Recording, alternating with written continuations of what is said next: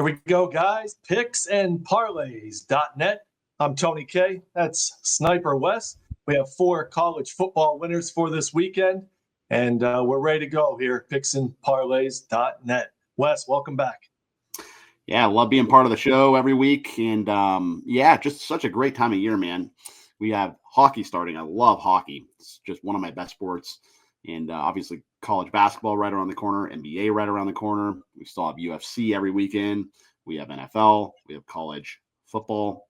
And we have baseball playoffs. We have WNBA. It just goes on and on and on. Thank God those are the only sports I do. I mean, imagine if I did golf and soccer and Chinese ping pong too. But bring you some more winners. But yeah, man, just a great time of year. October is the best, man. It really is. It is. And starting today, we're doing this video on Wednesday. We have 49 straight days of college and NFL football. So if you like football, boy, this is buckle in. That was a fun time of the year. 49 straight days, plus, like you said, all those other sports in full swing. Yeah, we get Maction. Nobody follows the Mac more than this time of year when that's all you have on Tuesdays and Wednesdays. Good old Maction. All right, well, we got 4 games for you. I have 1 for Saturday, and then Wes has 2, or I have 1 for Friday. Wes has 2 for Saturday, and then I have another selection for Saturday. So let's jump right in here. Friday night, October 10th, South Florida visits North Texas. And this is a big game here. South Florida, currently ranked number 24th in the nation. They travel to North Texas, who's 5-0 so far. They've played a fairly easy schedule, but they've been putting up a ton of points. They're 5-0. They're catching points. Nationally televised game Friday night. They have a new head coach. Well, it's his 3rd year, but the offense is averaging 40 points per game. Quarterback Drew Nestamaker's playing great. He has over 1,200 yards passing, 12 touchdowns, 0 interceptions, and 3rd-year head coach Mike Leach disciple. He's been playing well. He's been coaching well. The team's buying into it, and I just think this is their chance against a nationally ranked team to get a big upset. They're getting 1.5. I like them to win this game outright and to improve to 6-0. We're going to back North Texas, Mean Green, plus 1.5 here on Friday night. Yeah, that's a great mascot name, the Mean Green. I'll tell you what, though, they have been scoring a lot of points. 51, 33, 59, 45, and 36. I live here in Vegas. Every time I go to the book, they put North Texas on a small, obscure TV over on the side or whatever. But every time I look up, they're running into the end zone. So you're probably on the right side there. Yeah, 40 points a game. And the total in this game is very high as well, 67.5. So if you like offense, this is one game you do not want to miss. Yeah. Well, speaking of offense, Tony, so we get to UCLA and Michigan State. So remember, UCLA, they scored 42 points last week versus the Penn State Nittany Lions. And that was probably, the blowout of the year. Nobody saw that coming. I kind of just think it was, James. Well, first of all, you and I agree on James Franklin. He must have naked pictures of the dean to still have a job. But anyway, the Bruins put up 42 points on them. And I think it was just a situation where Penn State let Oregon beat them twice, right? You never want to let one team beat you twice. Well, they lost to Oregon, and they let that carry over all the way to the West Coast at the Rose Bowl, and they lost to UCLA. But UCLA, remember, before that game, before they beat Penn State, they had lost. They were winless. They had not won a game yet. They fired Deshaun Foster, which you knew right from his inaugural press conference it wasn't going to be pretty because it was just very awkward. He had not much to say, right? But Michigan State, man, they're scoring points too. They've scored 42, 41, 31, 27 their last 4 games, which is why they're 4-1 to the over on the season. Jerry Neuheisel, he's the new offensive coordinator for the Bruins, who is Rick Neuheisel's son, who used to be the coach of the UCLA Bruins. And, Nico Iamaleava, he wants to play up tempo. He wants to play fast, and that's what Jerry Neuheisel is affording him. He's affording him that type of offense. So I think there's going to be a lot of points here.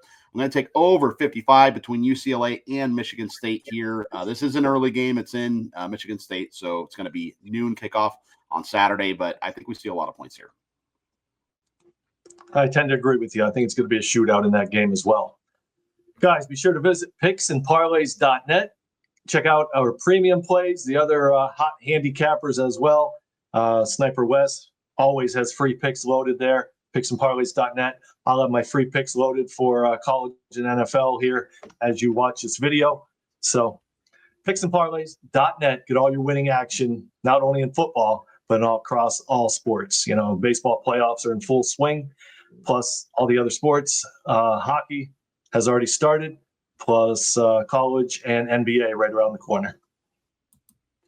So 2 more games we're going to take a look at on Saturday, and 2 ranked opponents here that I'm going to break down for you. Number 8, Alabama. They're 4-1 on the season. They lost their opening game versus Florida State, but they've played well since then. Travel to number 14, Missouri, who's off to a 5-0 start. Last year, it was 34-0 Alabama. They just dominated that game. Missouri didn't even have turnovers in that game. They just dominated them with their defense, special teams, and it was 34-0. It's a little bit of a revenge game for Missouri. They're also coming off a bye, but this line opened at 5.5. It's all the way down to 2.5. I think Alabama, better special teams, better defense. I think it's a good spot. They're playing better with their new head coach each and every week. So I think Alabama's going to get the job done. Some stats I have for this game: Alabama 11-1, their last 12 ATS versus a team that averages 6 yards per play, which Missouri does. So 11-1, their last 12 ATS. So Alabama gets fired up to play these, potent offensive teams. On the other side, Missouri 1-11, their last 12 ATS after gaining 375 yards in their previous game. So the last game, they had 378 total yards. They seem to have a letdown after they have a big offensive game, 1-11, their last 12. So line's down to 2.5, 5.5. I'd probably stay away. The 2.5, less than a field goal. I'll take Alabama to win this game by 3 to 10 points in this early kickoff on Saturday. Yeah, Kalen DeBoer, he's done a great job with his Bama team. He's got them to buy into his philosophy. And I think it's a strong play there. If you remember last year, Alabama blew them out 34-0. So maybe that'll happen again for you. I'll take it. All right, one more game here. We'll try to get you 3-1 or better with our 4 selections. Wes, what do you got on the final game for Saturday? So we were talking about that Penn State-Oregon game earlier. I'm going to go to Oregon here again. So Oregon and Indiana, 2 ranked teams here. So Oregon has done very well versus ranked teams, and they do very well at home with their home crowd. And I think they're going to play well at home here too. Indiana's 5-0, Oregon is 5-0, so 2 undefeated teams here.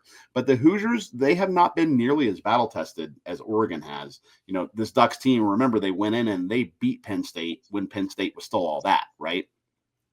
And I think that's why Penn State lost to UCLA. Like I said earlier, they let one team beat them twice. But Oregon, they are just a different breed, man. I mean, you have the number 7 team in Indiana versus the number 3 team in Oregon. But I just think it's a situation where the gap between the number 3 team and the number 7 team is a lot bigger than most people think. And I think that Oregon wins this game by probably 10 points or more. Great home field advantage there. And I just think, Indiana traveling all the way to the West Coast, they're still not used to that. I know these teams are probably going to be used to it after a few years, but I just think it's a bad spot for them. I like Oregon. I think they run away with this one. Give me the Ducks here to take care of business at home. All right. I think the Ducks are coming off a bye too, right? They didn't play last Saturday, did they? Yeah, they've had time to prepare as well. Right. So off the big win at Penn State, 2 weeks to prepare, playing at home. And it's probably correct me if I'm wrong, I think it's their last tough game on the schedule. I think it gets pretty easy for Oregon after this, right? Yeah, it does. And also, too, that week off to prepare is huge because you would be afraid of a letdown spot. But with 2 weeks, they've had time to just kind of simmer and then, move on to Indiana. So, all right, guys, picksandparlays.net. That's where you need to go. Also, subscribe, thumbs up, and subscribe down below. If there's another game you're looking at, I know a lot of you like to comment down below. Another game we could give you a recommendation on, just add it down below in the comments, and we'll try to get back to you within 24 hours with our recommendations. Wes, good to have you back this week. Thanks for joining us, and good luck with your action this week.